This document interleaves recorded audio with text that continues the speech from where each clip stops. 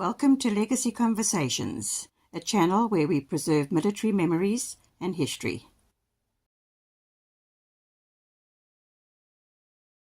Okay, everyone, I'm forced by YouTube to make some changes to the video which you're going to see. It has to do with copyrighting the music which we put in it, even though there's no copyright on that music whatsoever, because it's too old. That's from a legal viewpoint, but you know what? That's the way it is. The songs in question is a very popular World War II song called Hitler Had Only One Ball. Which is quite funny. And then there was, of course, the Colonel Bogey March, or call it the theme song of Bridge on the River Kwai. Exactly the same song. The composer actually stole. Yes, I accuse him of that. He actually stole the melody of Hitler Had One Ball, and he put a little bit of orchestral music into it, and then, of course, it became a very famous hit outside. The soldiers were actually saying Hitler had only one ball. Because of him, the video would be restricted in certain countries where it cannot be showed. And so I had to remove all of the music. Right at the end where we had a cemetery at Kanchanaburi, where about 6,000 Allied soldiers are lying, I was playing the last taps, the last post, as well as a reveal. Which was actually recorded by the Australian Air Force, and it was given full accreditation, of course, all of them. And there's something called fair use in law, but YouTube don't care about that either. It's no, you know what, no, it's a fascist organization. So to make a long story short, I had to remove that too because copyright claims were made. You wouldn't believe, actually, by somebody with a South African connection, something about the cop line. Never listened to it, couldn't care less. I have no right to claim copyright on that. It's only been around since 1783. Yeah, but anyway. So I had to change it. Otherwise, you people who refuse to go to Rumble and who refuse to go to Odyssey, you will not be able to watch this video at all, because it was either taking it out or dropping it. So if you want to see the video with the music, which is really touching and it's really good and it's at the right places, and it does create a bit of atmosphere, of ambience, which is really good, and please go to Rumble or go to Odyssey. I will leave the links for you in the video itself. So that's the story for this. Let's look at the video. If you're on YouTube, I'm sorry, you're not going to hear the music.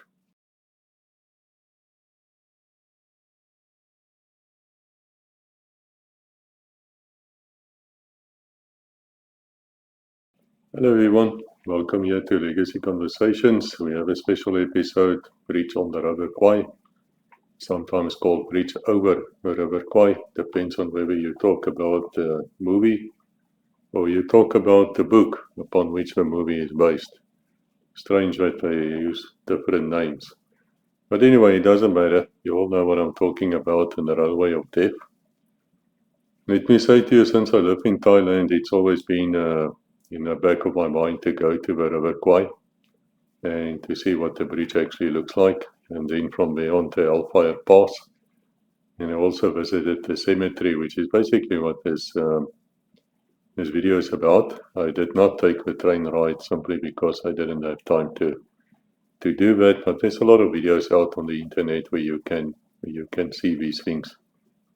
But if any of you ever read my books, either under my own name or the GMJ books, the George M. James series, the links are in the description where I speak about these books.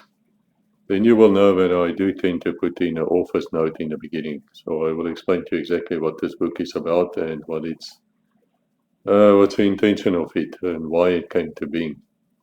And some other things too, which you normally won't find in books, but you know what, everybody's got its own style. And that's my way of doing things. So as an intro here, I just want to say that not everything which you read, of course, or hear online He's the truth and the honest truth, so help me God. I mean, I've watched many dozens of videos on the River Kwai, and it's mostly crap. Somebody would just walk in and say, "Oh, I've been here." Okay, well, we tend to go a bit deeper into things here, do you see? And with my books, same with my books, I do tend to uncover historical facts which people are not always aware of.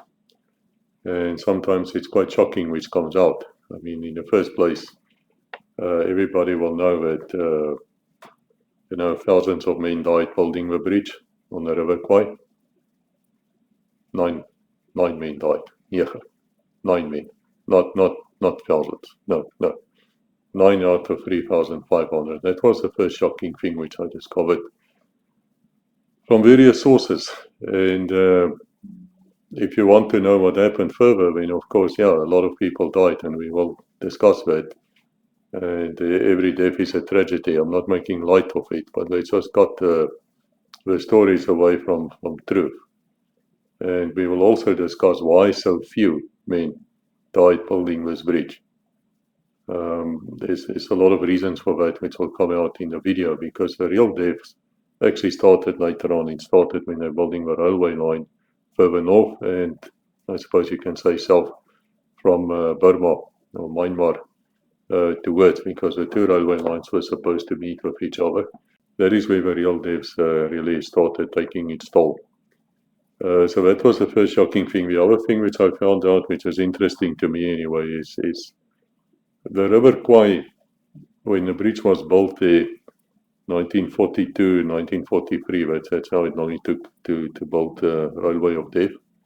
About 14 months, some people say a bit more.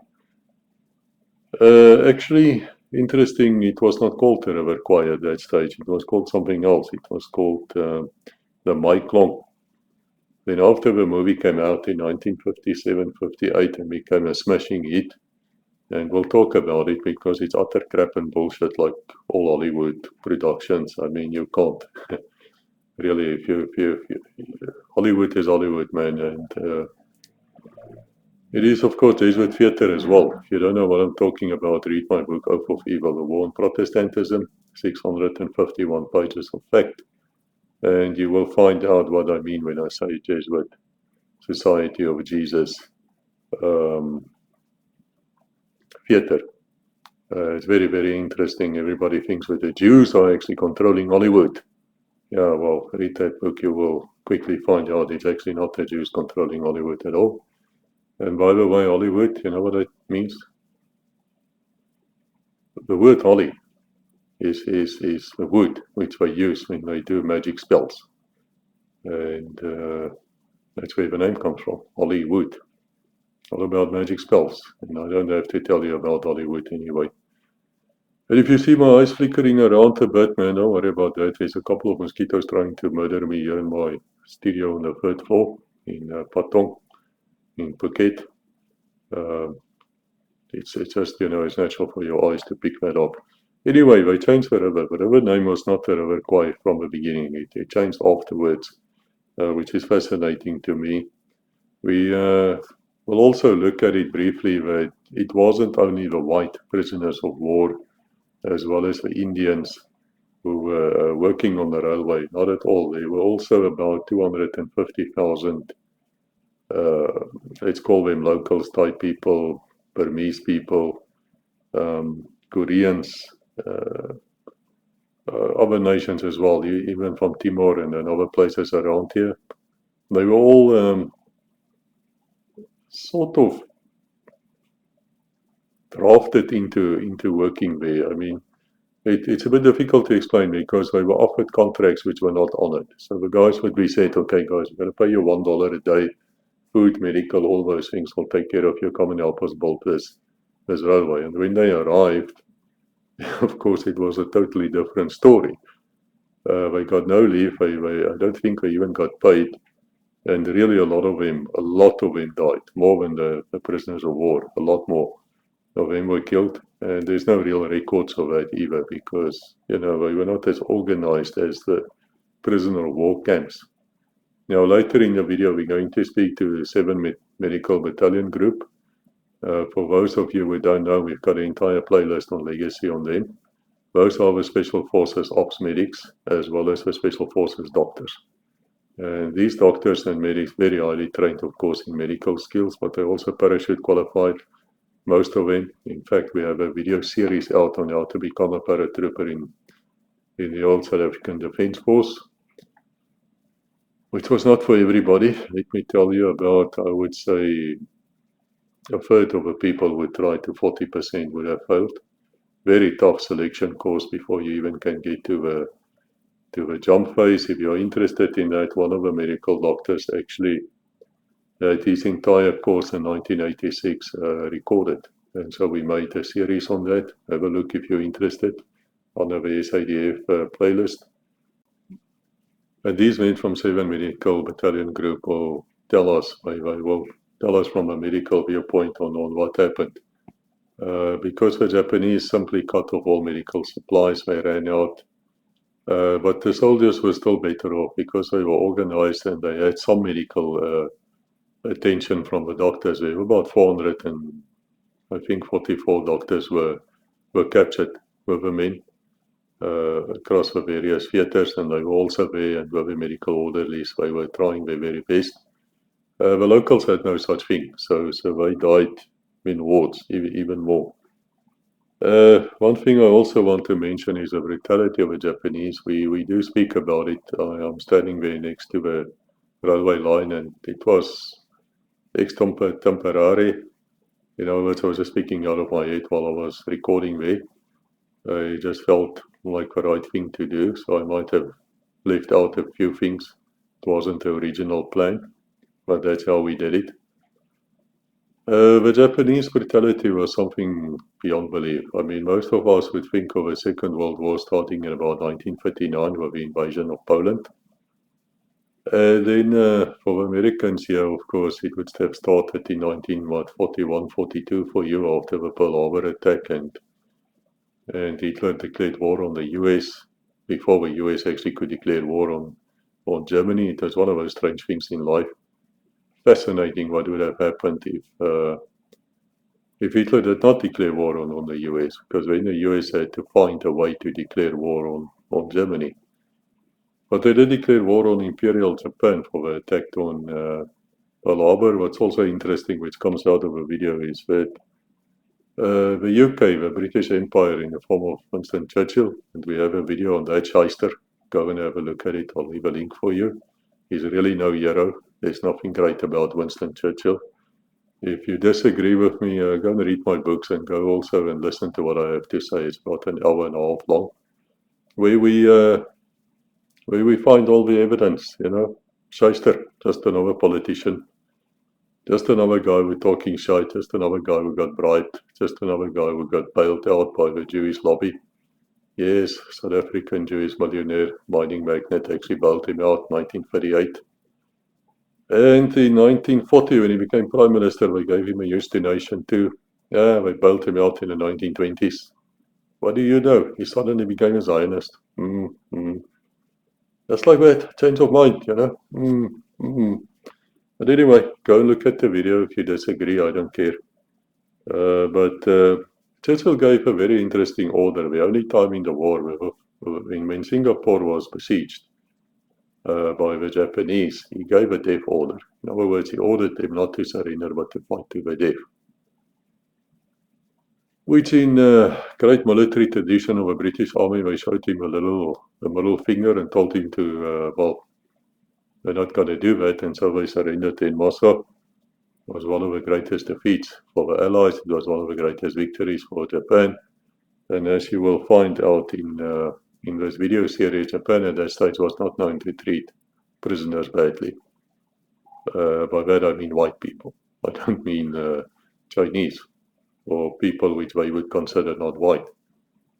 We saw that in 1905 with the Russia-Japanese war, which most people forgot about now. But that will also be coming out in the video. But of course, they committed huge crimes against China, who was involved in the Second World War, by the way. Many people don't even know that. You know, it's annoying to me when when I speak history to people and they've done a quick Google search and they think they know now everything. Or they've seen one silly 10-minute, viral video on YouTube and now they're experts on it. We have to guard against that thing. You need to get your facts straight. So anyway, they surrendered, and because of that, the Japanese had a lot of men available, cheap labor. We speak about the Geneva Convention here as well. And because of that, they worked them to death. No one expected that. It was not what was expected from Imperial Japan at that stage. Now, it's very interesting to me that there were 600 bridges built on this railway, and only one is famous. And that's the one on the River Kwai, which actually consisted of two of them. There was a wooden one as well, and then there was the iron one, which is still standing sort of, because it's not entirely the one which I built in those days. But anyway, that's the intro. I hope you enjoy it. Thank you for being here. Please like, subscribe, the usual things. And let's see what we can learn from the hardship and sacrifices of these brave men.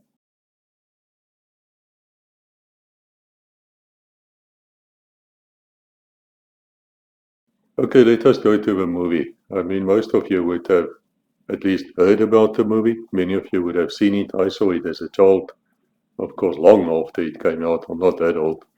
And it left a big impression upon me because I felt there was something wrong with the movie, even though I was 6 or 7 years old when I saw it. In fact, if you talk to the prisoners of war who were there at the bridge and working on the railway line, they will tell you it's just a pot snot, as we say in Afrikaans. It's utter bullshit, typical Hollywood crap. In the first place, the bridge was built out of steel, and the other one was built out of wood. I think in the movie it's only wood, and that bridge don't exist anymore. The one which the original wooden one, that doesn't exist anymore. You will not find it anywhere. But that was actually built first. We were building them simultaneously at the same time, yes. But because it was wood, it was easier and quicker to build the wooden one, and then the railway could continue from there while they were still struggling with the iron one or the steel one. So that's the first thing. The second thing is that in the movie it comes out, it's very jingoism. Puka, British officer style, all my eyes. British Army.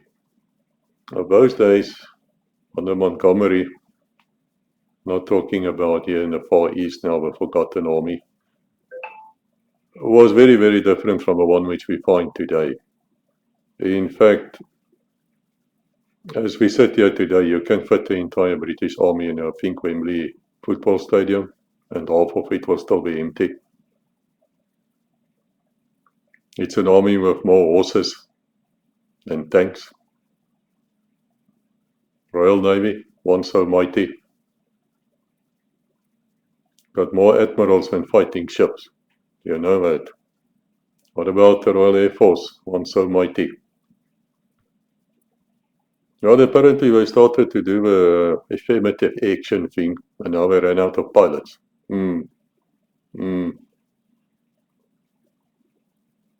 So it's a very different world today than what it used to be. I'm not a great admirer of the British Army. I will tell you straight in your face.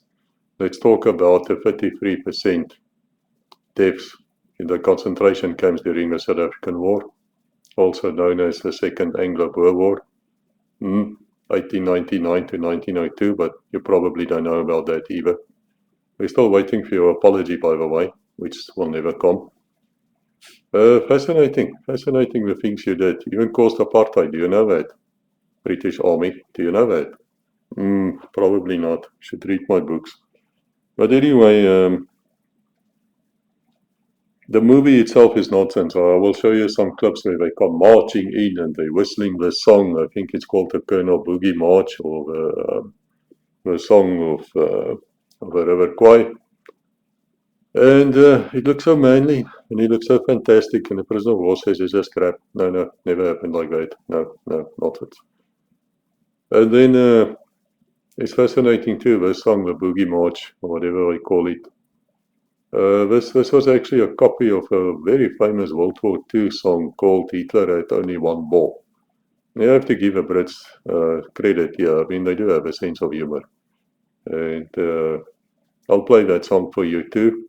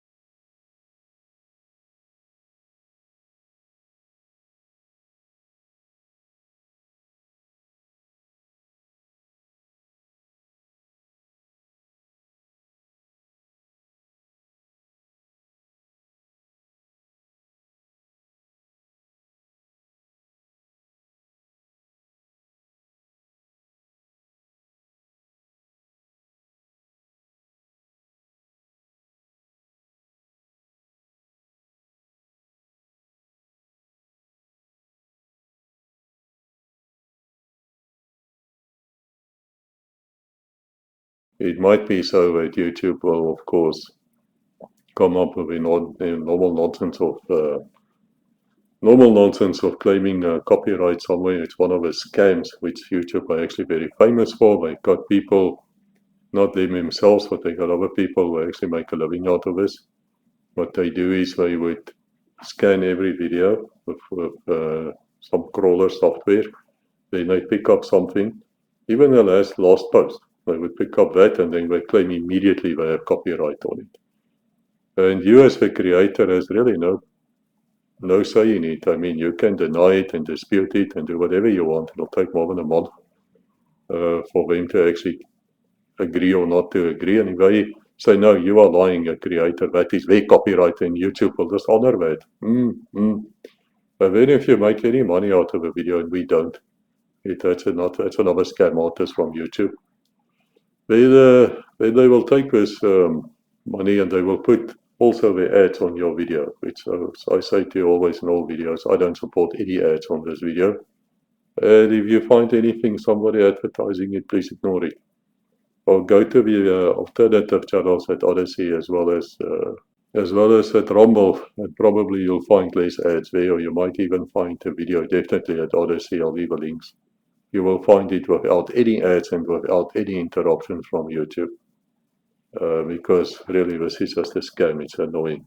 It's what they do. And I speak to you as a very experienced attorney. It seems to me that these people make a living out of false claims. And they're being honoured. Of course they are. It's fascism. But anyway, also in the movie you have this Colonel Nicholson or something who's now the commander. He's got nothing to do with a real commander there, which was Lieutenant Colonel Tusi, Philip Tusi, wonderful man, highly respected, highly admired by his men, and totally not what the movie betrays. And if you followed Legacy, you would see I made a series on how to survive as a hostage in Sub-Saharan Africa. And there's a very real reason why I actually made it in Sub-Saharan Africa, not the rest of the world, because I know the theatre and I know how they operate. It's very fascinating to go through the phases and to see how you can survive and not survive, what you should do, what you shouldn't do. Also, a lot of that comes out in my books. But one of the things I actually use in this lecture, which I gave and still give sometimes when I'm asked to do so, is if we look at the Stockholm Syndrome, we use the example of this Colonel Nicholson in the movie, Preach on the River Kwai, where he actually starts helping the Japanese because he wants to prove that the British soldiers can build the best bridge the Japs has ever seen, because the Japs are so backward they can't build their own bridges. Well, that's bullshit too. But the Japanese, whatever other faults in life they have, is we're not incapable of building bridges. They really knew how to build bridges as well as railway lines and things like that. Yeah, they could do that. So that's other nonsense which comes out in the movie. It is just that they've been, a failing empire. trying to get a little bit back to the natives, or maybe put it blunt like that. And the way that he goes on, and at the end of the movie, I'm not even going to show the clip here. Those of you who want to see the movie, it's available online, I'm sure. You will see that British commandos actually attack this bridge, and he finds the, I suppose, the cortex where they link the explosives with, and he doesn't want the bridge to be blown up, simply because he built it. He's totally into this now. So that is a Stockholm syndrome. It is a classic example of a Stockholm syndrome. Where the guys actually wrote the book, the Frenchman who wrote it, by the way, can't speak a word of English, so it was translated. That's the other fascinating thing about this movie.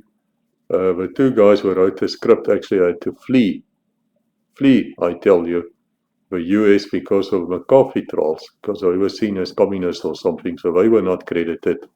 The author were credited, but he couldn't speak a word English, so it came out later, and they had to credit these two who were by that time already deceased. By the way, once again, if you read my books, you will find out that that list of McCarthy were the communists. After the war, the Cold War that is, after that ended, and the Russian and Soviet archives were opened, and they could break the Venona Code. It turns out that every single name he mentioned there was true. True. Yeah, they were communists, all of them. One of them you can still argue about, but mostly all of them. Fascinating from this is why did China become communist again? Chiang Kai-shek on the one side was pro, capitalist, against communism. Then you had Mao, Chairman Mao, communism. What happened? Yeah, I tell you what happened. The communists in the White House, they actually they forced the issue. They were called the old China hands. And that's why China became communist, and China is your biggest threat, according to yourselves anyway, these days. And quite honestly true. I wrote a book called American Military Might Debunked. Perhaps you should go and read it, because you ain't as good as you think you are. Really not. You're heading for defeat. You're heading for defeat. Don't fall for the blaster of Donald Trump and mates. Bullshit. Bullshit. And there are many American officers who are speaking out, and of course they are suppressed. But anyway, that is with Colonel Nicholson. He was trying to prevent the bridge from being blown. And that's a Stockholm Syndrome thing as well. So there are a lot of inconsistencies here. It's just bloody nonsense. I mean, but it's a good story. And it's still worth your while to go and look at the movie. Very good actors, of course. And it's not the actors' fault. I mean, they just parrots, they just follow the script.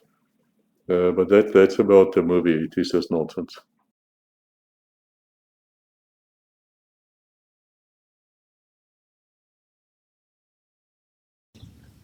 Hello everyone. We're standing here at the famous bridge over the River Kwai. And may I say to you that this episode was made possible by Rebecca as well as by the Patreon. So if you want to see more videos like this, kindly think about supporting us through the Patreons. And to get to this place was quite a story. It's almost 1,000 kilometers away from our place in Phuket. And we're going to do this very differently than the normal. In the first place, I've done quite a bit of research on it, and I can tell you that most of what you've heard about the bridge over the River Kwai, especially the movie, is nonsense. It's totally not true. Now, legacy conversations is nothing but history. That's all it is. When you people come and tell us your history or your story, that is living history. That is oral history. That is how we used to do it in Africa. You'll remember the old Indunas would sit under a tree and they would tell stories. And then later, of course, came the books. And the problem is for the books is it's not always true, especially not in our case. So I thought, let us come here, let us look at this place, let us see what's the truth behind the fiction. It is beautiful here. I have to say to you, I don't know if it looked like this during those times. But standing here is really a magnificent place, and there was so much terror and horror going on here as well.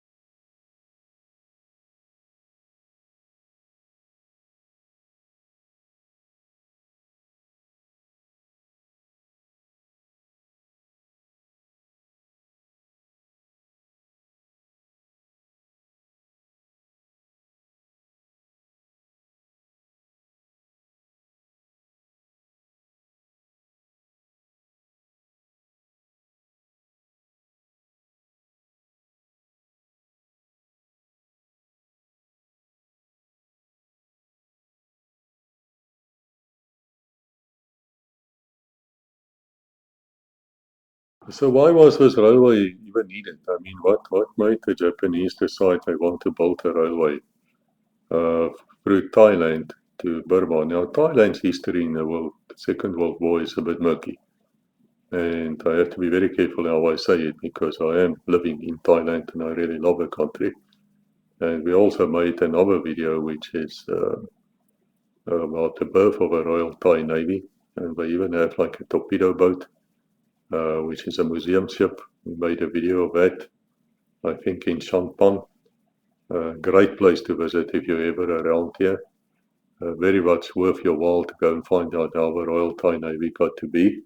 And they got, of course, quite a good military. I mean, they really have a good military. They proved themselves in many wars, as well as in Vietnam. Yeah, they were involved there.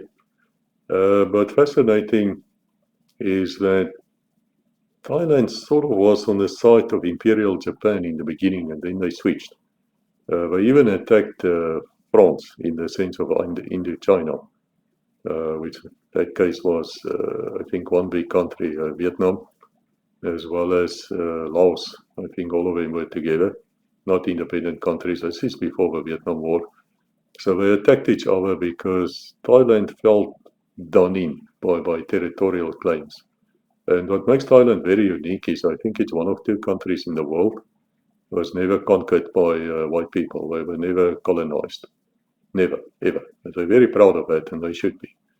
But anyway, so they first fought with the Imperial Japanese and later they fought against the Imperial Japanese. But what happened was in the meantime, the Japanese army and air force and navy and everything went on an attacking spree and they invaded Burma, which is today Myanmar. Big country, great place. And they went there and they started attacking because they wanted to get to India. They also wanted to move the Western powers as far away from them as possible. Very much the same which China is doing these days with their missile screens. You won't get close to China with your aircraft carriers or bases or whatever. They will destroy you. Read my book, American Military Might Debunked. It comes out there. But anyway, it's besides the point. That was their strategy. We wanted to move out. Also fascinating is about 74% of the Japanese army was fighting in China, in Manchuria. They were not, repeat, not fighting against the Americans or Brits or whoever from our viewpoint where the war was taking place. It's the same as in Europe. Most of the German army, the Nazi army, was fighting against Soviet Union. Yes. It's only the dregs which were left over for us to fight. The West don't know this, so that's why I mention it. But the reason why we needed to build this railway line between Thailand and linking up with Burma, and it was not a new idea. The Brits were thinking about doing that here in about 1904 already, but they decided not to do it because it would cost too much in money and too much in manpower. And of course, they knew there would be deaths on that railway, even they tried in a civilized way. But the Japanese couldn't give us, you know what? And so they had these men available, young men, fit men, and they could make them work according to the Geneva Convention, but not the way they treated them. There's a huge difference, and I do explain it in the video from a legal viewpoint. But the US Navy then got involved. They started sinking every single Japanese ship they could get hold of. In fact, they ran out of ships to sink. They sank the entire Japanese fleet of merchant ships and a lot of the Japanese warships as well. They were just cleaning up. I mean, it was just amazing how well the US Navy was operating in those days, even though they committed war crimes. I do speak about that as well. It comes out in my books. It's fair. You can't point fingers at people and then not expect that they're going to look at you as well. What do they say? You point a finger at you and there's four fingers pointing back. There is such a saying. Well, anyway, because of the losses, they couldn't do the logistics in Burma, so they needed a railway line which could carry the logistics, the troops, the ammo, the whatever. As you should know, most of you will be military people. You know that logistics is absolutely everything. Everything in war. Logistics is where it starts and ends. And I myself have a great fascination in logistics. I have a theory that it's quite easy to kill and I have experience in that, and I have experience in logistics as well. And I can tell you that working out the staff courses and those things are much more worth than an MBA degree. If you have passed the staff course in any army, reputable army, takes a year. I rate you higher than a guy coming out of an Ivy League university with an MBA. Yeah, just as one of those things. But anyway, so that's why they needed to do it. They needed this railway line to reinforce and to do the logistics. And so they started it, and they had quotas. They had to move it every day, I think 30 feet or something. They worked it out. There were also tremendous pressure on the people to get the job done. And then there was national honor. You know, every engineer of a railway regiment or battalions from the Japanese army wanted to, you know, get a medal and get some shine from the generals or from the emperor or whoever. And so they didn't care. They would drive these men to death just to get, you know, to finish in time. They also say in the history books, it's a pity that the guy who originally designed this railway line, a chief engineer or something in Japan, he died. He died while he was flying with an aircraft to see where the route would be. And he died. Because of that, they didn't even follow the best route. They followed a route which they sort of made up, fairly ignorant if you ask me. Once again, they didn't care. They couldn't care about cost. They couldn't care about the loss of life. They just went out and they did it. But that is the reason why this railway line came into being. Well, we're standing here at, I believe, at least the railway station. Right on that side would be it looked like a locomotive type of thing standing there, an old Japanese truck, things like that. We'll go and take pictures just now. Lots of tourists around, even if it's early in the morning. Now, what's fascinating to me is if you look at the railway line, you will see the sleepers which they put in here is made of concrete. So this is obviously not original. But if you go to the bridge which starts that side, you will find the old wooden sleepers and everything is still there. Now, fascinating, this bridge was not constructed here in the sense that it wasn't forged here in a factory. They actually stole it. They invaded Malaysia first. And once they invaded Malaysia, which, by the way, was an hour before the Pearl Harbor attack, Americans wake up. They were not the first to be attacked. Malaysia was. And Britain, of course, declared war actually before the US Congress did so. And what was funny about that too is Winston Churchill wrote a very polite letter where he said something like, okay, we now at war and sincerely yours, your servant or whatever. And people were very angry with him with the parliament. Why would you be so polite? And he said something like, you know, if you're going to kill somebody, you can just as well be polite. So anyway, what I meant when I said it wasn't built here is the fact that they stole the bridge and they transported it here by railway. And then, of course, it was just assembled here, which doesn't take away anything of the hard work because, as you would know, normally when you do these things, you do it by way of machinery. There's heavy-duty machinery involved. In this instance, there were two hands. That's all they were using. And this makes it so remarkable. It really was something else. It's something to look at. It's really something different. And today it's a tourist attraction, and I must tell you, I'm not impressed with what I see here. I think most people don't have a damn clue what they are about. I don't see any respect, to be honest. I don't see anything here. So, and yeah, so I would love to see people show more respect. You know, it's like they come here because it's a bridge and they've heard about it in the movie. But I don't see any of it actually doing something with it.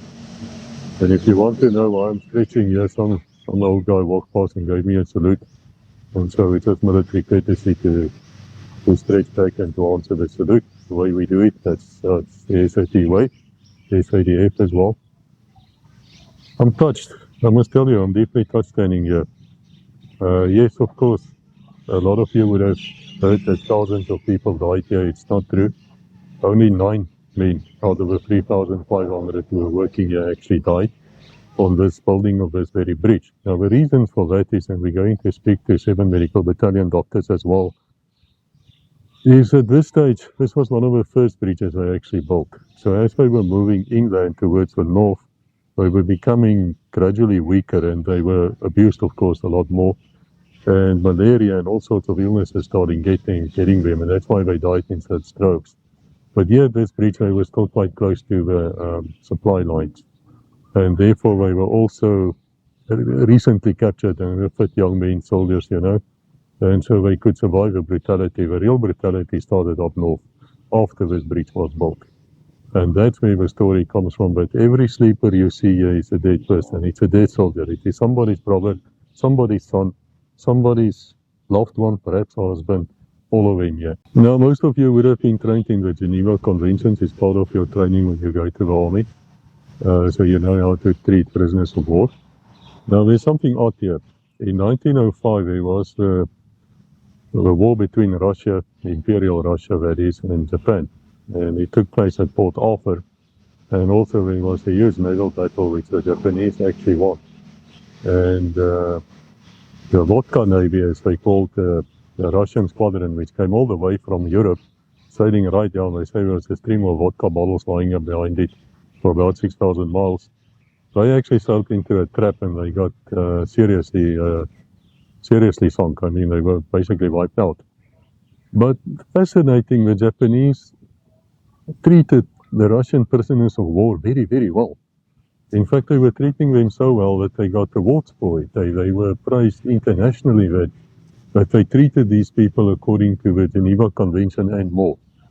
Now, of course, it's idiotic to treat somebody badly, because if you do that, the chances are that he will not surrender. And if he will not surrender, at some stage he's going to shoot you. So it's better to treat the captured people with respect, because the enemy has your people as well. So what do? You know, it's not really known in history that in 1945, General Eisenhower actually wrote a formal letter of apology to the German High Command in Europe.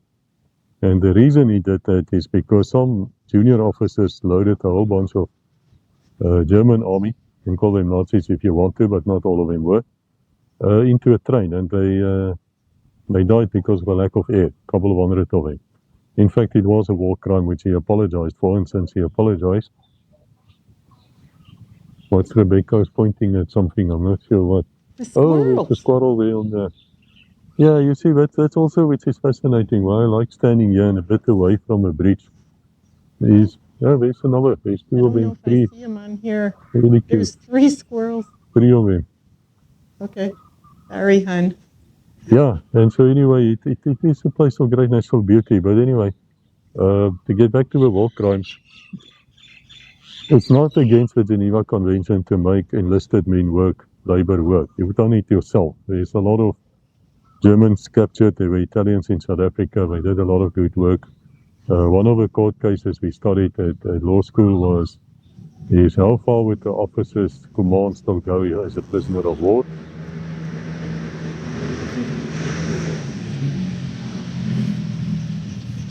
And there goes the local, I don't know what to call the hooligans on their bikes. Anyway,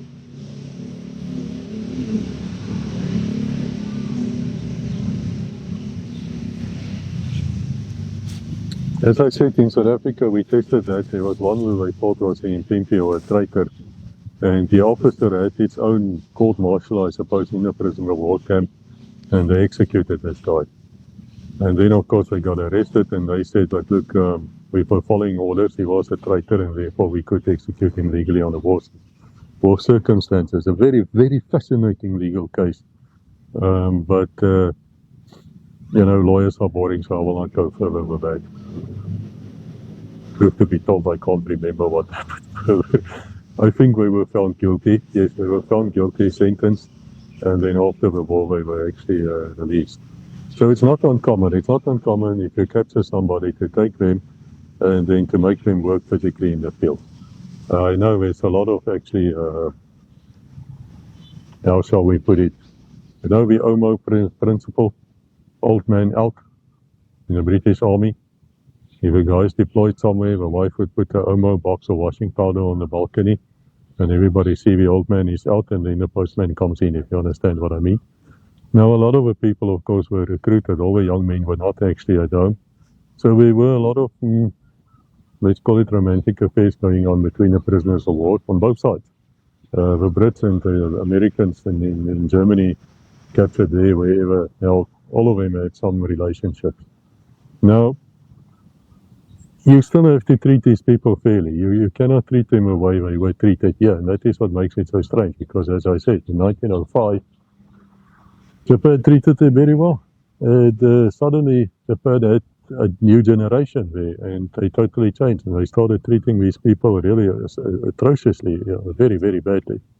Even if I say only 9 of them died, that doesn't matter. The fact is, they were setting them up to die. They were taking away their food. They were working them brutally until death.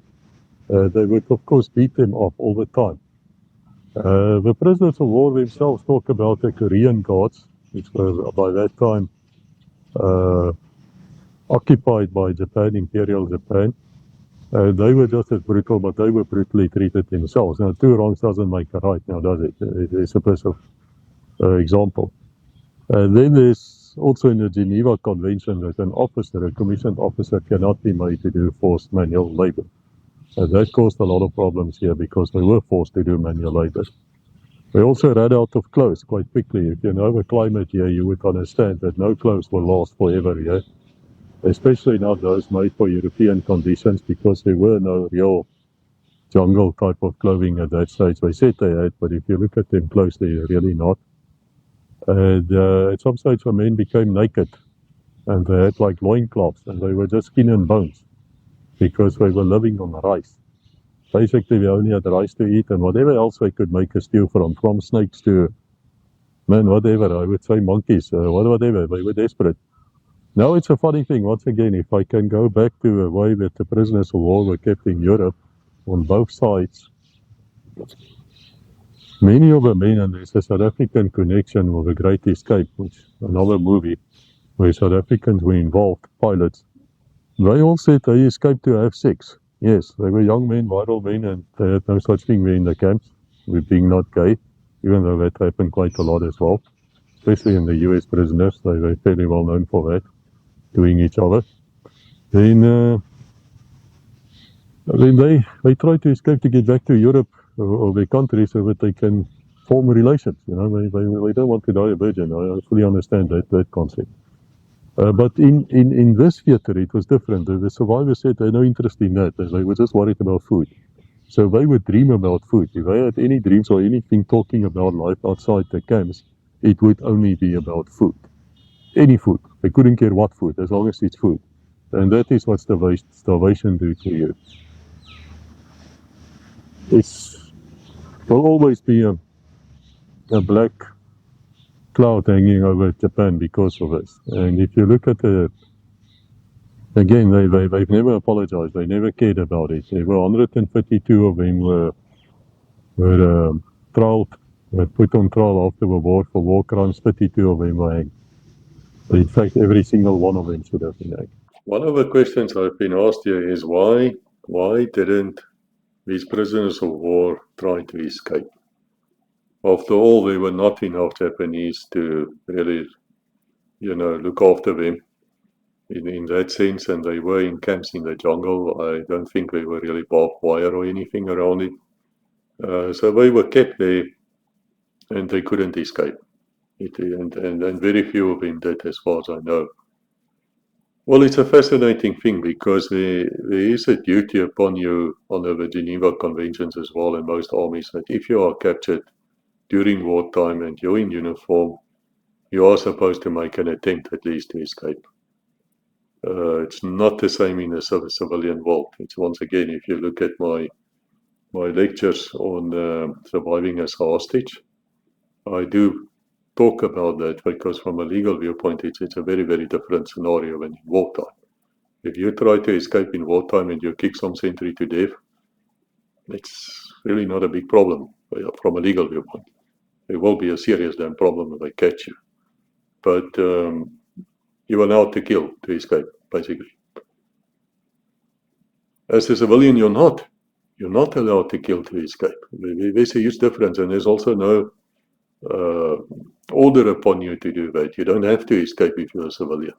be good if you do, but if you don't, it can't really be held against you by your company. So it's really fascinating the different scenarios which we talk about in that series.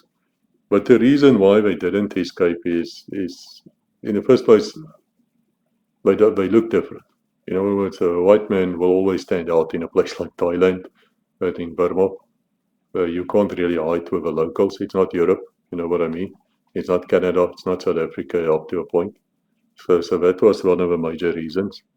The other reason was the local tribes were bribed by the Japanese to actually track and capture these people. And when they do, and they did, and they handed these men back, they were most brutally treated. I mean, I know about one who was actually bayoneted to death, yes, after the war, because I believe on 15 August 1945, the war came to an end here in the Far East, and he escaped, and they didn't know about it. They didn't know that the war has come to an end. He escaped. He was captured by the tribes, so he was brought back, and he was bayoneted to death a day after the war ended. So Australian soldier. So the other reason also was they were simply not physically in a good condition to do it. Because they were starved, and we will talk about that, or perhaps you've already done it, with a 7 Medical Battalion specialist, and they will tell you what happens to you when you have a starvation diet in a climate like Thailand and Burma, which is warm, flippant warm, and very humid, with a monsoon. Oh, it's something else. And then you don't get vegetables. That's your biggest problem. You don't get any vegetables in. And they were supposed to get vegetables. On paper, you would see that the Allies of the Japanese Imperial Army were fully aware of this, and they would allocate vegetables to these people, to the prisoners of war, but they never received it. Or they received a tiny amount. They would allocate about 18,000 kilograms a month, and they would receive, say, 4,500. And because of a very much weakened condition, they also couldn't escape. And that's the major reasons. That's why it happened. Interesting, it happened in Korea as well. Not a single Allied, then I mean white people now, not a single Allied prisoner of war escaped from North Korea, ever. Same reasons. Same reasons, except of course they were kept in cages. But your problem was still is how the hell, when even if you get out of a camp, you can't hide yourself, man. You don't look like the locals. It's very hard. But that's the reason. That's as far as we could uncover why they didn't escape in Moscow, why they didn't attack the Japanese, why they didn't just take over. It's easy for us from a distance of 80 years now to point fingers. I'm not pointing fingers. I have just great respect and sympathy to these people.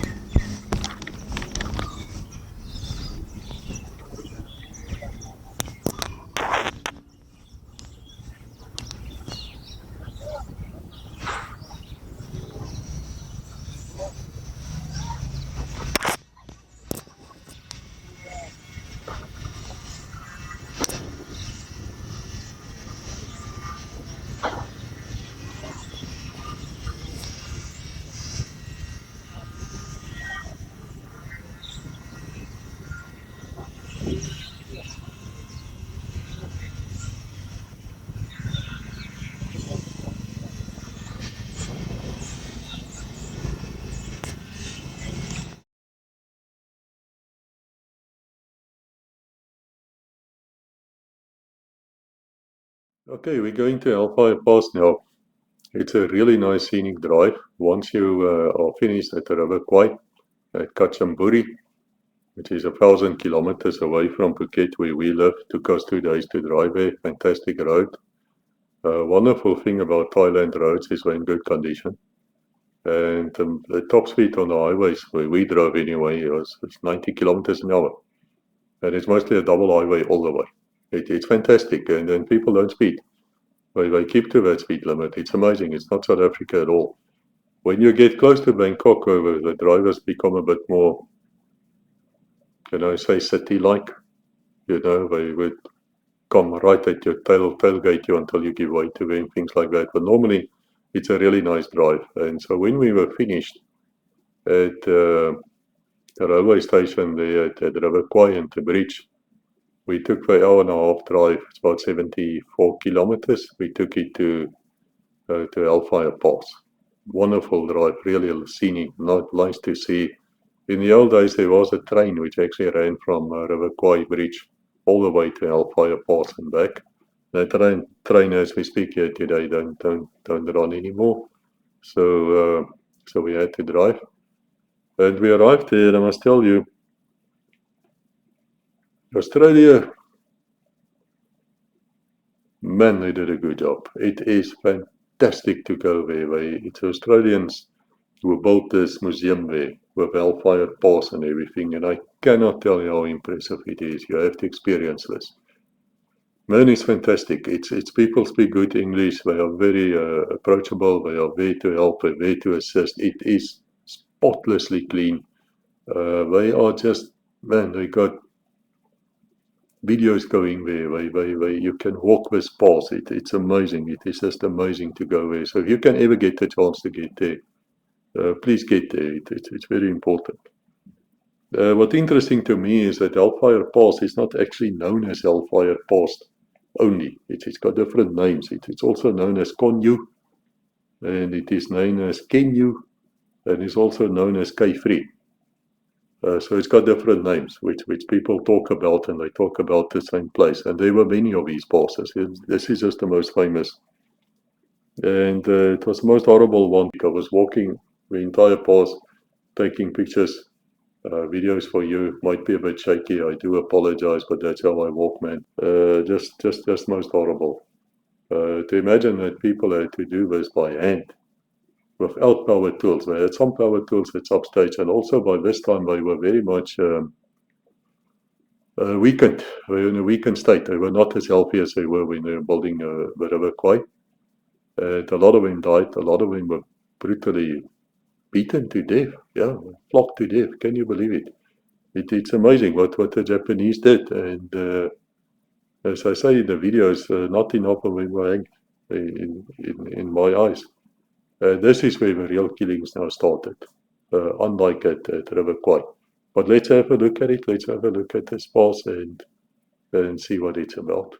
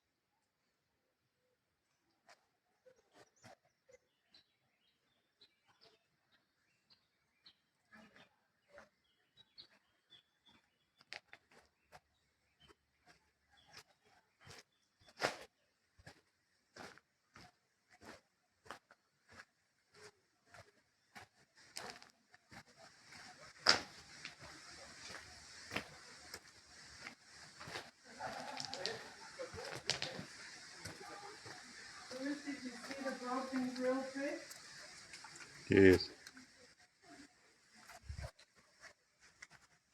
You saw it? Yes. Stuck in the side of the mountain.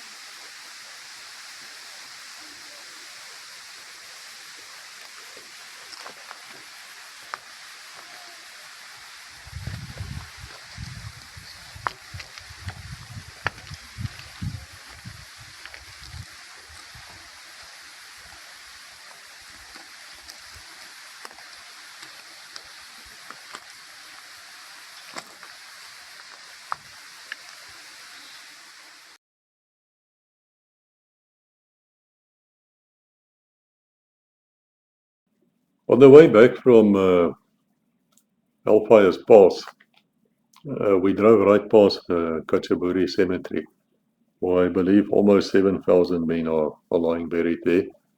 Now, after the war in 1945, the War Dead Burial Commission, something like that, visited the railway line. They took a lot of pictures and they started identifying men. Because as the men would die, the dog tags would be taken by the medical officer. Some of these dog tags were buried right next to the railway line and marked, and these people dug it out. And so they could see who died where. And I don't know exactly how they identified the bodies, but the cemetery is there. And let me tell you, when you walk through that cemetery, it's silent. There's no joking around there. There's no effing around. It's when you walk there and you see all these young men. Now it's fascinating again because in Vietnam, according to a famous song, 19. They were 19 years old. It's not true, by the way. The real age, average age of American soldier in Vietnam was much older, about 25. In World War II, they were much older than even that because they were recruiting and enlisting every single man they could find. So the average age in World War II was about 34, 35 years old. So these were not children anymore. For our wars, I would say our average age of our national service people were about 19, perhaps even younger. So many of the graves which you see there, the guys are in their late 20s or in their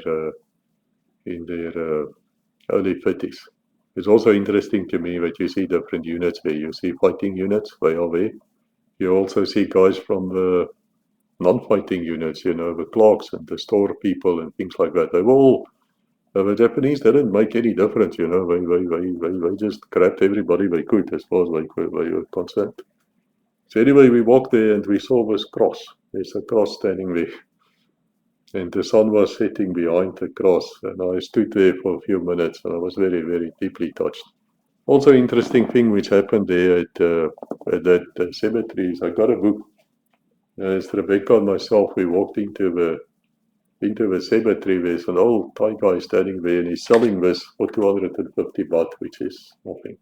It's a few dollars. I've never seen this book before, and I doubt if you've seen it before. There's no way in the world you're going to find this book anywhere else except there.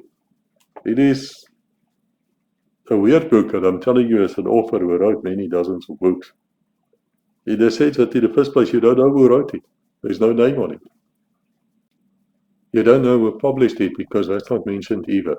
There's no legal stuff in the book whatsoever, there's no disclaimers, there's nothing, it's just there. But then if you actually read the book, and it's really good, it's got lots of pictures, a lot of information which I'm telling you come out of this book. It's a strange book besides these things which I mentioned to you because there's really a lot of spelling mistakes in it.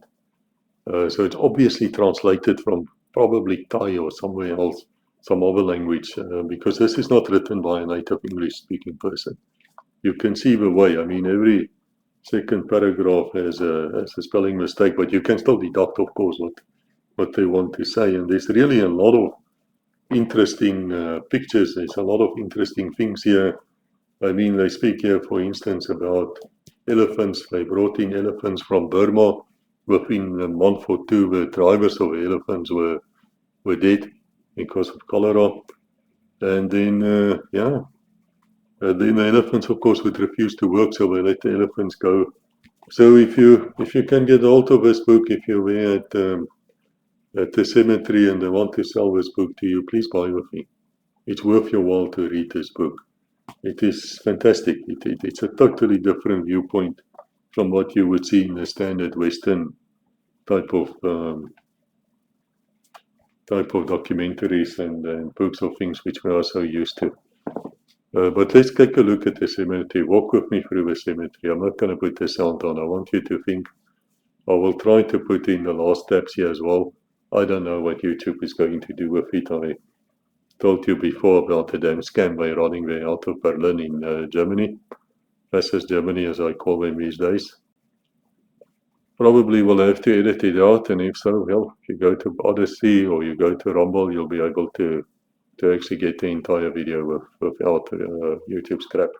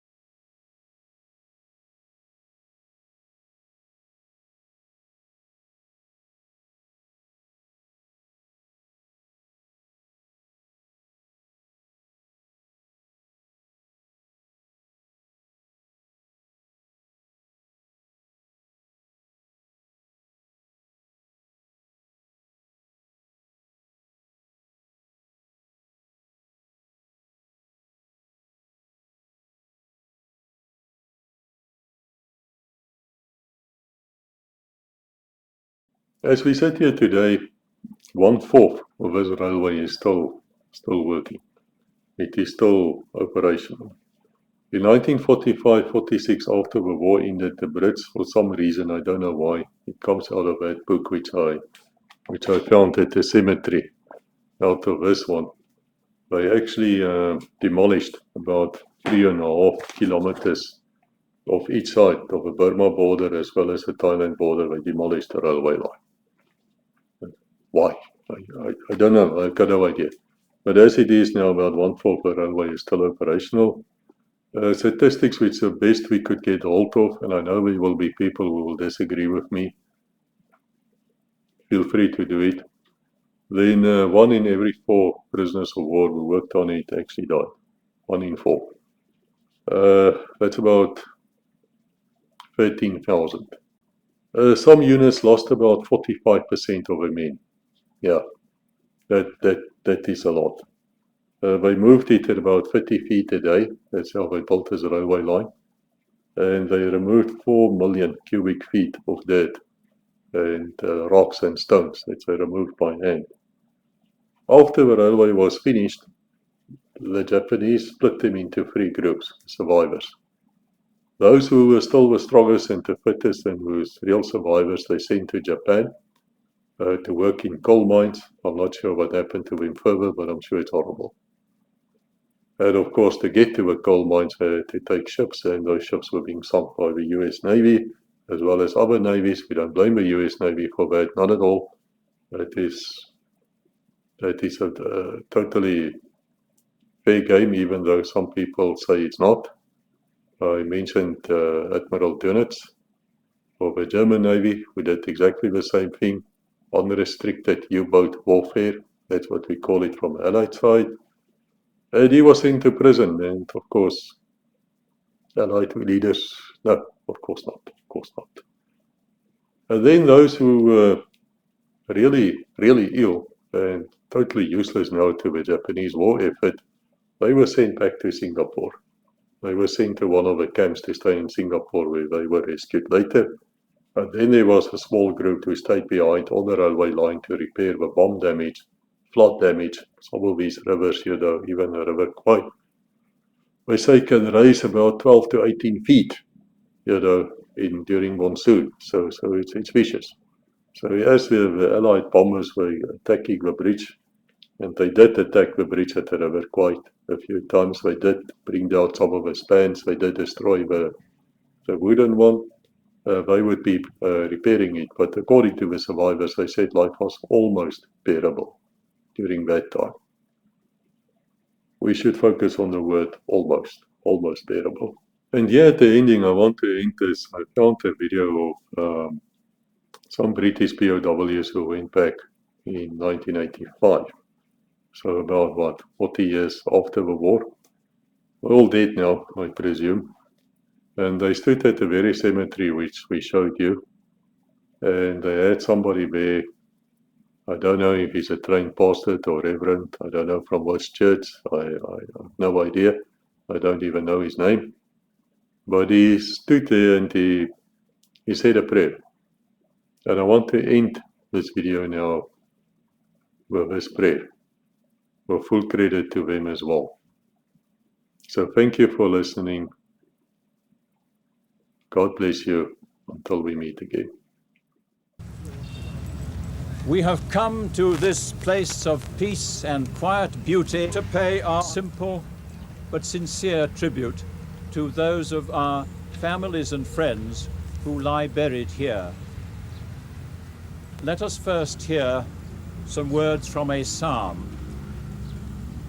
I lift up my eyes to the hills, but where shall I find help?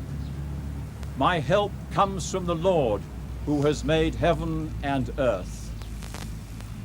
Let us pray. O God our Father, look graciously upon us as we are gathered here in remembrance. We have come to pay our homage and respects to those who in far-off days were our husbands and fathers, brothers, friends and comrades.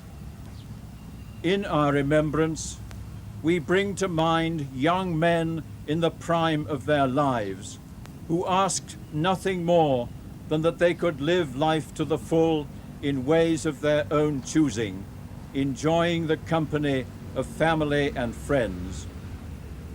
You know, Lord, that their desires were not to be fulfilled because of the fortunes of war.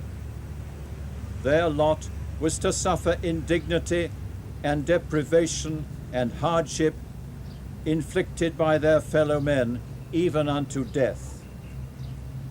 Some we remember for their wise counsel which encouraged us.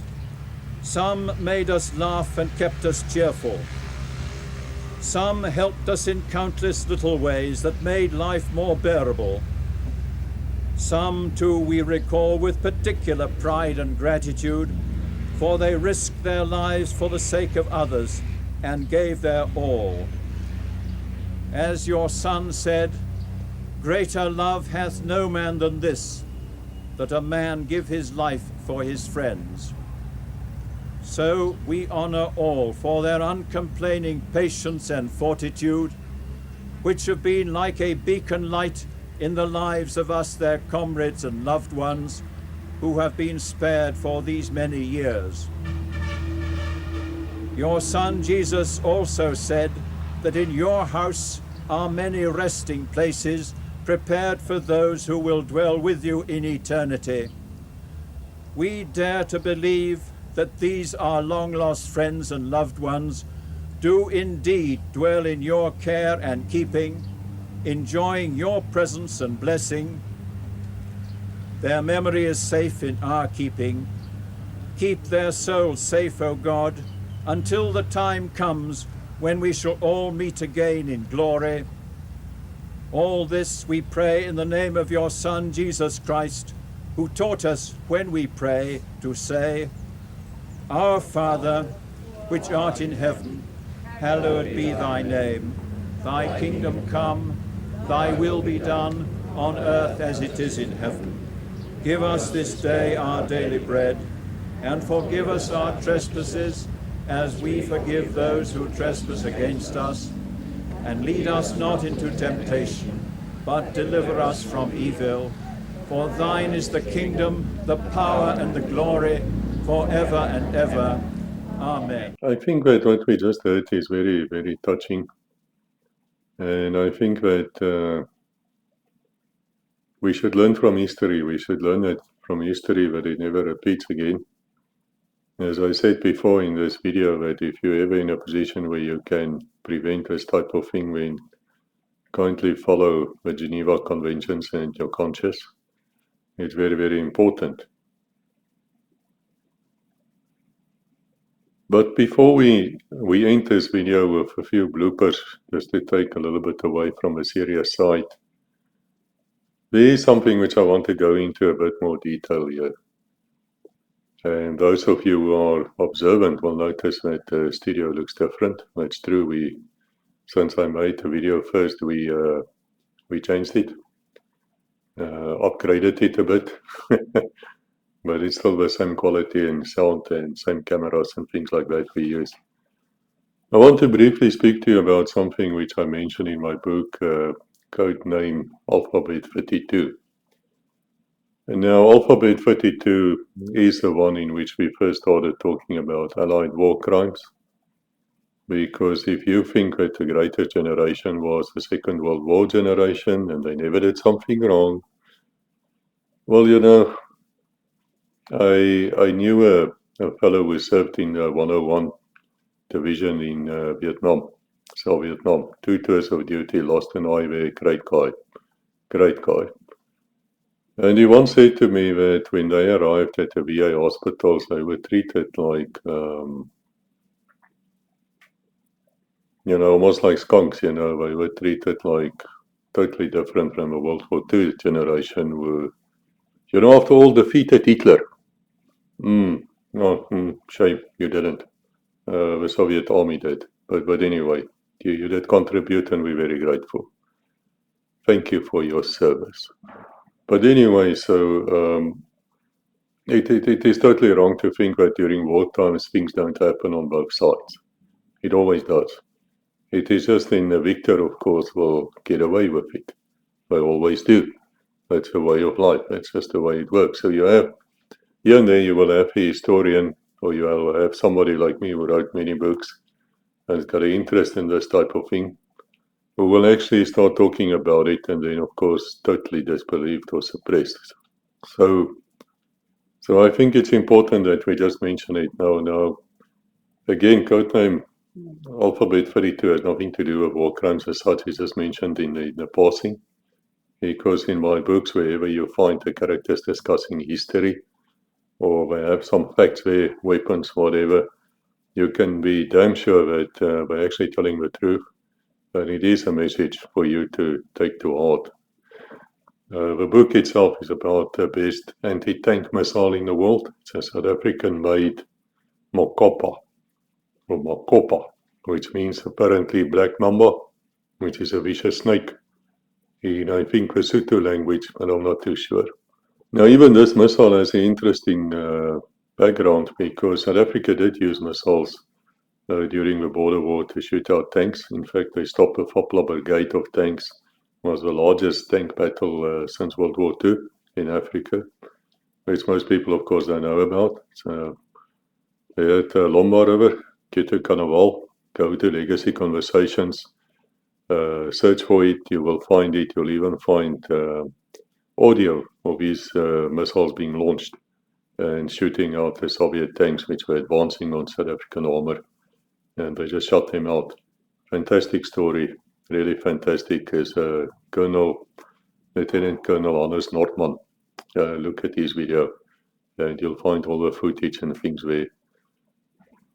Now, after 1990, when South Africa was a bit more welcomed in the world, because Mandela was released, but before the elections and just after the elections, when South Africa handed over its nuclear weapons to the US for disposal, South Africa was looking for a new anti-tank missile, and they approached the US, of course, because South Africa at that stage was very US-orientated, very Western, very NATO-orientated. In fact, we had spies on here who spoke to me, and some of them spoke to me in private, and they said, well, they had excellent repertoire, talks and things going on all the time with NATO, with Brussels headquarters in Belgium. In fact, every day they would report in and report back.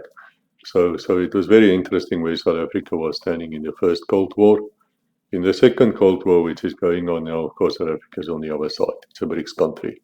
If you're interested in that, look at my video where I speak about BRICS. I've been warning about it in my book since 2014, but the analysts only woke up to it very recently, and they still don't get what it's about. But it doesn't matter, you can look at that video. So South Africa approached the White House on a Billy Goat Clinton. Yeah, you know that fellow, the one who ran to Oxford. Yeah, ran away. Didn't want to go to Vietnam. No, he ran to Oxford, couldn't complete his degree, but apparently he did smoke a few things there which he never inhaled. And then suddenly, after he was not the president anymore, he said he did inhale. Fascinating how a lies always comes out, isn't it? It's a bit biblical. But anyway, we approached him when he was still in command here at the White House. I don't know if it's before or after he actually lost the nuclear codes. He lost it for something like 6 weeks. Yeah, it's astonishing which comes out in my books. It's astonishing. But anyway, so they told South Africa, no, you can't have a Hellfire. No, go and have yourself. We're not giving it to you guys. Okay, well, South Africa then went out and they designed a missile from Kopa, which is so much better than a Hellfire and anything else in the world. It is just scary. And if you want to know how this missile works and how it can be used, because it's not only for anti-armor, it can also be used with different warheads against bunkers, against houses, against ships. You can do that. It can be launched by the Roy Falk attack helicopters from over the horizon. I describe the sequences in that book as well. It's a lot of things, you know. I noticed things. We made a very good video on the Roy Falk attack helicopter talking to Colonel Trevor Alston was a test pilot on that very model. You could go and look at that as well. It's fascinating when I read the comments and how little even South Africans know about the South African weapons, which are still being designed, if not produced, at great quality. The best short-range and medium-range air-to-air missile in the world, also a South African design. Yeah. People don't know that. Should read, if you want to know about the Nels V3 Agile Data, perhaps you should read Codename Blue Tank. You'll also find out that the West never had air supremacy in Western Europe during the First Cold War after about 1983. They never had it. But I explained that in other videos as well, so I'm not going to bother with that. What I want to talk about is something which happened after the war in 1945. Now, it was clear that the Germans were going to surrender. There's no doubt about it. Now the Japanese gained a bit of a reputation that they will never surrender. And so a lot of them didn't surrender according to the history, but we have to wonder if they perhaps wanted to surrender but were not allowed to surrender. I think a lot of that happened as well. The guy raised his arms, come walking to you, shoot him dead. It happens. It happens in war. It happens recently in Gaza, where just after 2 years ago, just after the attack of Hamas, some Israelis actually escaped. They took their shirts off, I suppose, to look less Arab, and they approached Israeli forces. They were waving their shirts and things around to attract attention, and 3 of them were shot dead on the spot. It's the fortunes of war. I suppose we can say a lot about fire discipline, things like that. We can point fingers. Not going to bring those Juvoikis back. They're all dead.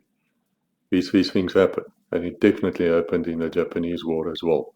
There's no doubt about it whatsoever. The statistics are very clear. But what happened in Western Europe is even bloody worse. Because what happened there was Eisenhower and the rest of Allied High Command knew that the Germans are going to surrender. And they would, of course, try to surrender to the Allied forces, by which I mean the Western forces more than to the Soviet Union, who was known to be out for revenge.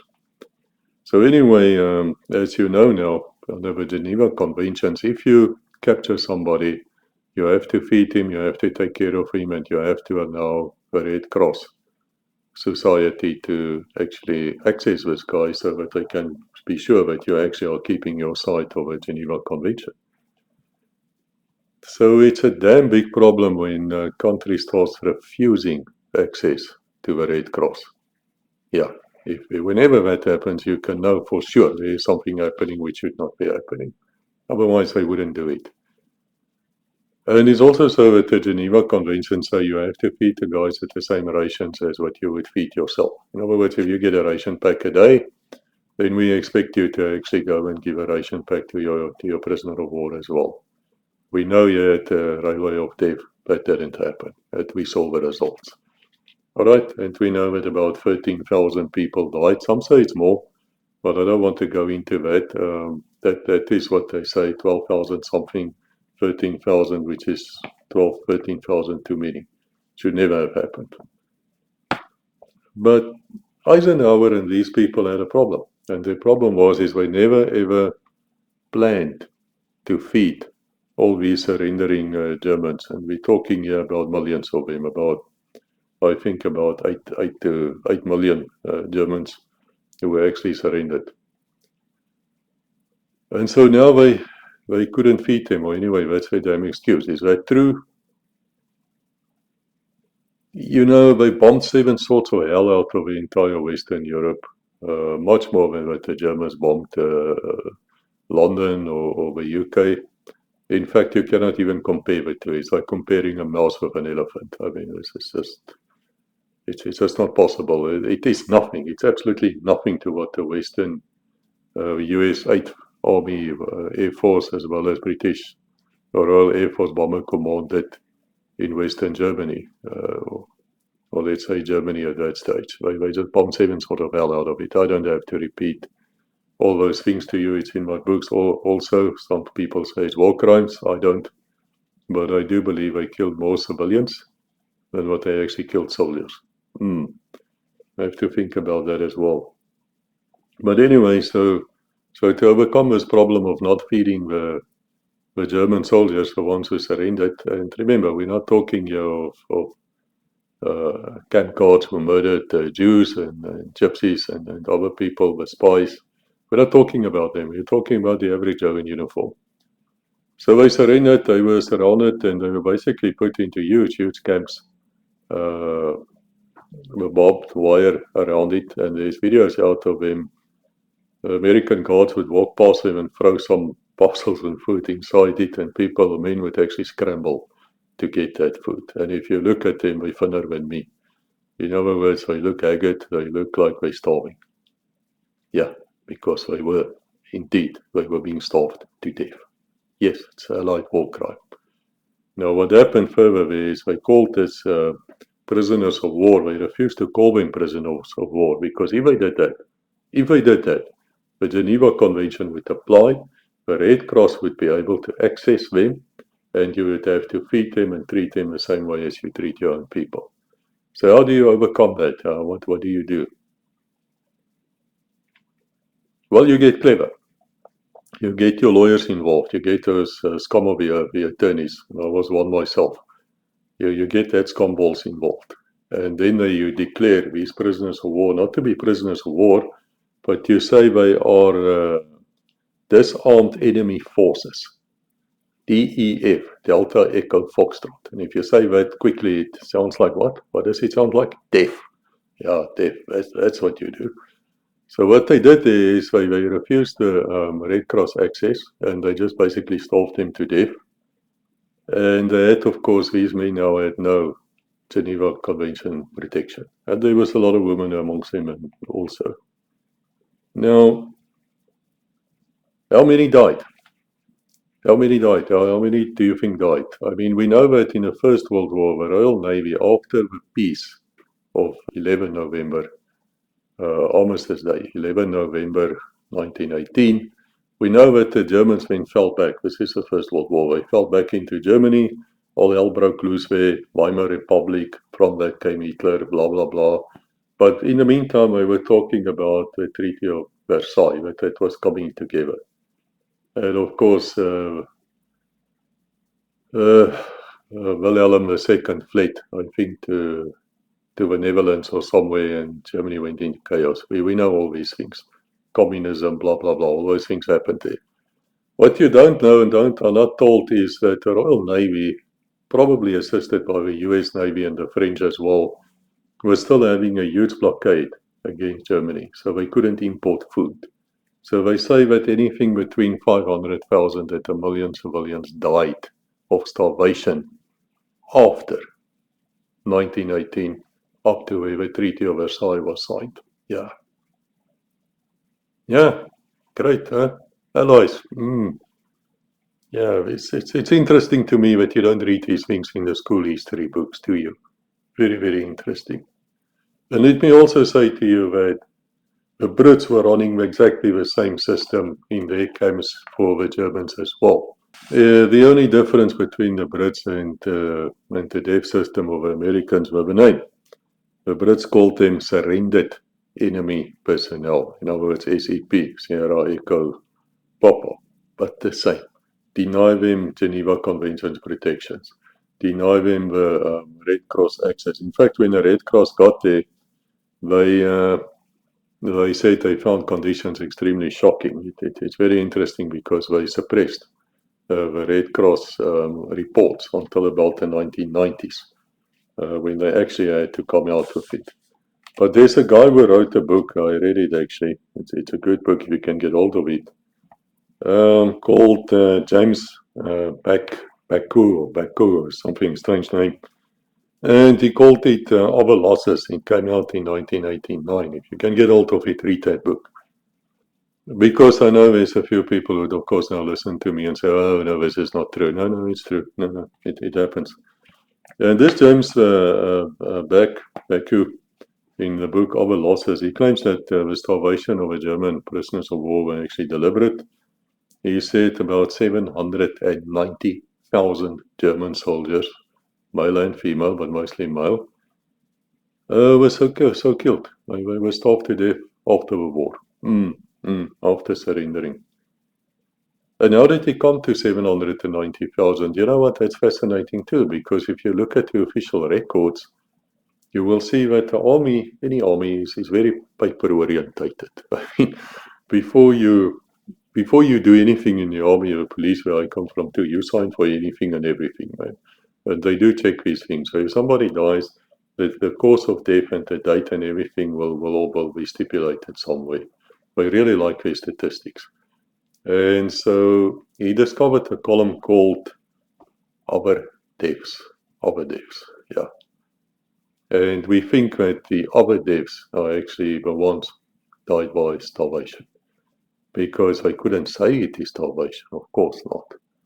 But it happened. 790,000 or 10% of the men who surrendered were then murdered after the war by the US Army, British Army. There you go. There you go.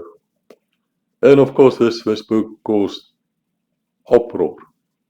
And a lot of historians, those in the pay of the elites, they all jump on the bandwagon, try to defend their clients' honor and their paychecks, things like that. But even they had to admit that a lot of things went wrong. They just didn't want to admit that it was on purpose. Okay, fine. So later on, another guy came out, Colonel Ernest F. Fisher. He was a former senior historian of the US Army Center of Military History. So we would take for granted this is a bit of an academic colonel. He would actually have done research, he would actually know what he's doing. I mean, you can't be a senior historian at such an institution without knowing something. And what did he say? He said, he agreed completely with the book Our Losses by Becue. He says that only in February of 1946, now it's 10 months later, after the war ended, almost a year, you can say, close to a year, the Red Cross gained access, and they did a lot to stop this killing.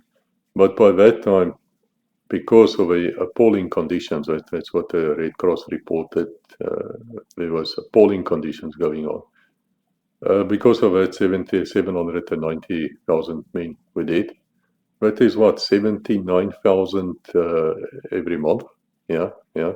79,000 a month after the war. How much is that a day? More than 2,000, 2,500 men a day. About what Ukraine is losing to the Russians today, as we speak here, 1st of November 2025.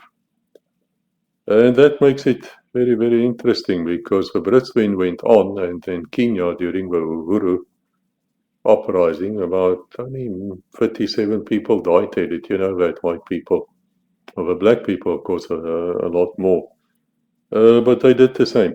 They also would deny these fighters any prisoner of war status. And so they could be held and they could be abused, things like that. Yeah. So guys, it's really at the end of this. I think the message is here is that the inhumanity of mankind against itself will never surprise me. And I think any one of you who've seen war or who've seen death, you would agree with me that it is inhuman. And I think if you look at the great soldiers, I think of General Ulysses S. Grant, later president.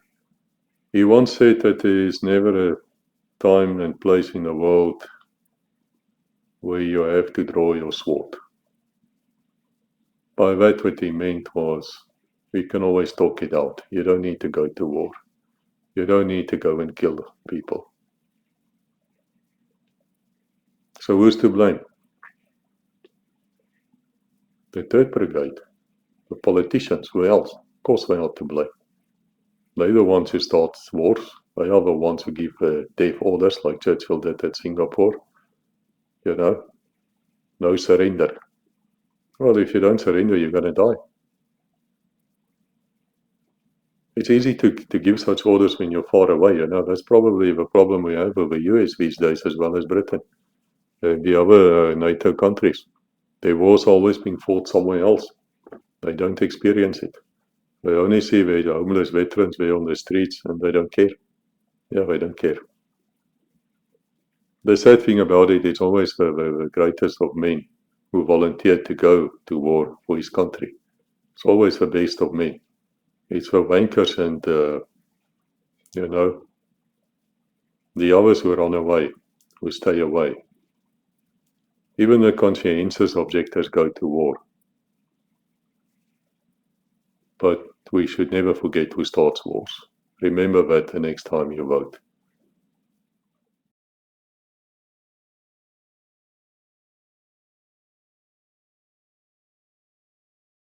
No, I haven't pressed it yet. Now. Okay, but you can hear me speak. Yeah. Do I look good? Yeah. Perfect. The bridge is right behind your head. It's just perfect. Remember, next time I need to bring water. Okay. Are we starting? Wait a minute. Reach over River Kwai. Take one. Wait a minute. It's going to focus on you. Hello everyone, we're standing here at the famous bridge over the River Kwai. And may I say to you that this episode was made possible by the Patreons and Rebecca. So if you want to have more... Give me that hat. Man, you want me? I look absolutely horrible. Okay, Okay, restart it. Bridge over River Kwai. Take. Move. You have to move. You have to move over. Like that. Yes.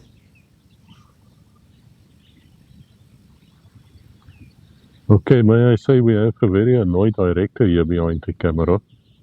No. Take 3. Hello everyone, we're standing here at the famous bridge over the River Kwai.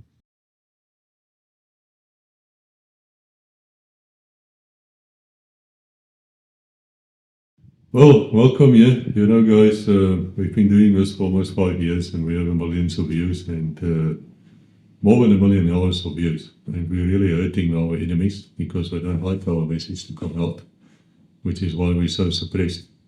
So just a quick reminder, if you like the video, please think about it. Buy me a rooibos tea. But you actually click on it as buy me a coffee. It is quite standard right across YouTube and everywhere else. We just added it. It's a new support, a new method of support, which is greatly appreciated. Yes, and it is still the same as we still have Patreon, of course, and we will still ask you to read my books and the books we wrote together because it's really, really good. This is Rebecca, by the way, if you don't know, it's my lovely wife.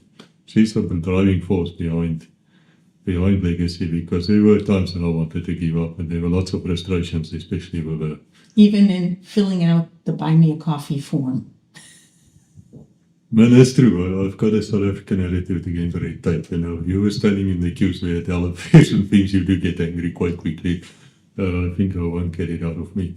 But guys, to be honest, it's not only me making these videos. Sometimes Fossey and the rest would also contribute. And if they don't contribute in making the video, Fossey especially is doing a lot of editing in the background. So we're going to put in also a specific link where another presenter was involved, where you buy him or her a coffee, but not me, because I think it's just the right thing to do. We're starting out the test phase now. See if it works. So you can buy us a coffee. There is a choice. You can select 1, 2, 3, or more coffees. Yeah. It's not coffee. We don't drink coffee. That's why, believe it or not, that's why rooibos tea is very appreciated. Yeah, very much so, very much so. And then, yeah, of course, you know, I say this in a thank you message as well, but it is a bit psychological as well. If you keep on doing this and keep on working, keep on spending a lot of money to do it, the trip to us in South Africa to record all the Air Force things has cost 100,000 rand easily. At some stage you really feel abused, man. You really feel that you need to get something back, even if it's small. It's more about psychological, doing a good job. And what I see is it motivates him to continue on and get new ideas. And he would like, like the trip, which is coming up, I think, or might, who knows when you see this, bridge over River Kwai. He was so motivated to do that. Yeah, we learned a lot, River Kwai. It's a fantastic video. Also include Hellfire Pass, but we also would like to go to Vietnam and look at, Quezon and Dien Bien Phu and where the Americans ran away. The CIA headquarters left their files behind. I'll mention that. But even here in Thailand, in Bangkok, we go to Bangkok, we fly to Bangkok, we can spend a day or two and record the Air Force Museum or the other museums that are there. It's history, man. We need support to do it. It's not fair that we carry the burden all by ourselves. I'm not really willing to do that anymore. People can enjoy the videos. You can assist us. Well, there's a coffee, man. What does coffee cost? Or rooibos tea? Nothing. Just contribute something and we can keep us going and hurt our enemies even more. Perfect. Okay. Thank you. Bye. Bye. Thank you for watching. Please like, subscribe, and ring the bell to receive notifications.